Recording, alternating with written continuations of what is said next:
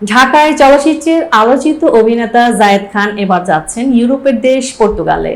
আর বিষয়টি তার জন্য আরও বিশেষ, কারণ এটি বিশ্ব ফুটবলের মহাতারকা ক্রিস্টিয়ানো রোনালদোর জন্মভূমি।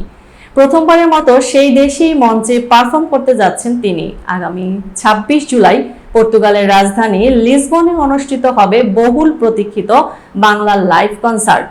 প্রবাসী বাংলাদেশিদের জন্য আয়োজিত এই অনুষ্ঠানে প্রধান আকর্ষণ থাকছেন দেশের কিংবদন্তি রকস্টার মাহফুজ আনাম জেমস। একই মঞ্চে বিশেষ পরিবেশনা নিয়ে হাজির হবেন জায়েদ খান। দেশের বাইরে বিভিন্ন অনুষ্ঠানে অংশ নিলেও এবারই প্রথম পর্তুগালে যাচ্ছেন এই অভিনেতা। বিষয়টি নিয়ে নিজের উচ্ছ্বাস প্রকাশ করে জায়েদ খান বলেন, রোনালদোর দেশে প্রথমবার পারফর্ম করতে যাওয়াটা তার জন্য দারুণ রোমাঞ্চক। তিনি জানান, প্রবাসী বাংলাদেশিদের সামনে দেশের সংস্কৃতি ও বিনোদন তুলে ধরার সুযোগ পেয়ে তিনি আনন্দিত।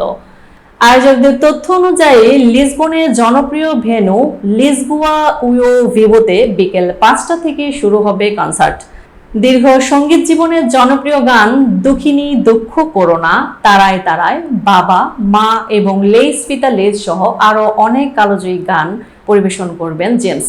অন্যদিকে জায়েদ খানও তার স্বতন্ত্র স্টেজ পারফরমেন্স, দর্শকদের সঙ্গে প্রাণবন্ত যোগাযোগ এবং বিশেষ পরিবেশনার মাধ্যমে অনুষ্ঠানে ভিন্ন মাত্রা যোগ করবেন বলে জানিয়েছেন আয়োজকরা।